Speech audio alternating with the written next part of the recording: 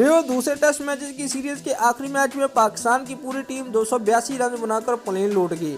शेख ज़ायद stadium में Abu Dhabi में खेले जाने वाले टेस्ट में कौमी टीम के कप्तान सरफराज अहमद ने टॉस जीतकर पहले बैटिंग का फैसला किया तो टेस्ट डेब्यू करने वाले फ़खर जमान और मोहम्मद हफीज़ ने इनिंग का आगाज़ किया।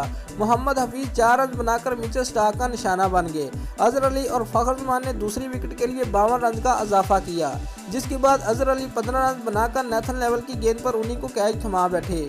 अगली गेंद पर लेवल ने हारिस फेल को चलता किया, जबकि अपने अगले ओवर में असद शफीक और बाबर आजम को भी कोई रन बनाने का मौका दिए बगैर पुलिन भेज दिया। वे और तजर्बाकार खिलाड़ियों के आउट होने के बाद अपना पहला मैच खेलने वाले फ़खर जमान और कप्तान सरफराज अहमद ने टीम को सहारा दिया और 147 रन की शराकत कायम की।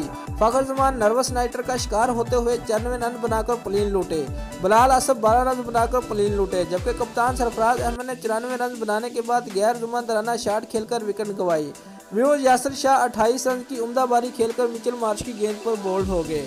व्यूज पाकिस्तानी टीम को ओपनिंग बैट्समैन इमामुल हक की खिदमत हासिल नहीं होगी। वो उंगली की सर्जरी के बायस आखिरी टेस्ट से बाहर हो गए हैं, जिसके बाद फ़खर जमान को ऑस्ट्रेलिया के खिलाफ डेब्यू कराया गया है, जबकि वहाब रियाज की जगह मीर हमजा को टेस्ट कैप दी गई है।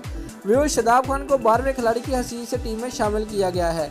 ऑस्ट्रेलिया ने दुबई टेस्ट की प्ले 11 को बरकरार रखा है। दोनों टीमें मैच जीतकर सीरीज अपने नाम करने के लिए पुरजोश हैं। दोनों टीमों के दरमियान पहला टेस्ट सनसनीखेज मुकाबले के बाद हार जीत के फैसले के बाद खत्म हो गया था। पहले टेस्ट में जबरदस्त मुकाबले के बाद अब दोनों टीमें दूसरा और आखिरी टेस्ट जीतकर सीरीज अपने नाम करने के लिए पुरजोश दिखाई दे रही हैं। दोस्तों, अगर आपको हमारी ये वीडियो पसंद आई है तो लाइक और कमेंट लाजमी करें और हमारे चैनल को सब्सक्राइब करना मत भूलिए। शुक्रिया।